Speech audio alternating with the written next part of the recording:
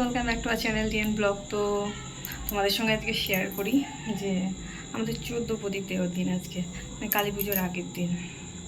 আমি জানি না আমার শ্বশুরবাড়ি এটাই নিয়ম, তো সেটাই তোমাদের দেখায়। এই যে ফার্স্ট ঠাকুর ঘরের থেকে শুরু করেছি, তারপরে সোজা চলে গেছি এই যে মন্দিরে। তো আমাদের যেদিক থেকে সূর্য ওঠে সেই দিকেই দিতে হয়, তো ওইখান থেকে আমাদের গোয়াল ঘর নেই, তাই ঘরের দৌড়ে একটা ওই যে রাস্তায় এপাশে একটা আর এপাশে একটা, দুই পাশে দুটো। আর এই যে সিঁড়িতে দিয়েছি, আর সিঁড়িটা না আটকানো রয়েছে মানিকের জন্য, উঠে পড়ে দেয়। তো এই ঘরের দরজায় একটা, তারপরে এইখানে আছে এই একটা, ওই একটা, আর এই যে কলে একটা, আর না ছাদে আছে। তো লাইটটা নিয়ে একা একা গেছিলাম দিতে, তো কেউ ক্যামেরা ধরার নেই, তো সেই কারণে একা একাই করছি বলে সে আগে দিয়ে নিল, তো তারপরে তোমাদের সঙ্গে শেয়ার করব।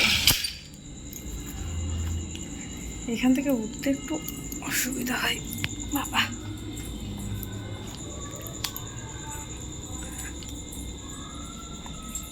তো চলো ছাদে যাওয়া যাক। চলে এসেছি, এই যে দেখো এই একটা, আর এই একটা। অন্ধকারে খুব সুন্দর লাগছে অবশ্য। আর দেখো এই যে এই একটা, আর এই একটা। তো হয়ে গেছে আমাদের। আর কালকে হলো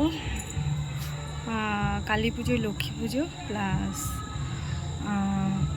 ওই কী বলে মোমবাতি ধরানো দিন। তো বাদ বাকিটা কালকে দেখাবো।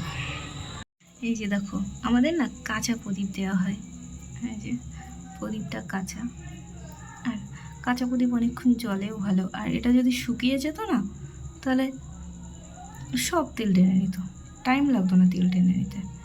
যেহেতু এটা কাঁচা, সেজন্য অনেকক্ষণ ধরেই জ্বলছে। সব জায়গায় দিয়ে এসেছি, তাও জ্বলছে, কি সুন্দর। আরও জ্বলবে, তেল আছে, অনেকক্ষণই জ্বলবে মনে হয়, দেখা যাক কতক্ষণ জ্বলে।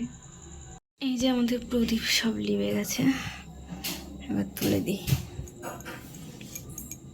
দুটো নিয়ে এসছে, আর একটা। তো চলো আজকের মতো ভিডিওটা এখানে শেষ করি, দেখা হবে আমার নেক্সট ব্লগে। Tata bye. ভিডিওটা ভালো লাগলে লাইক কমেন্ট করে দিও। বাই।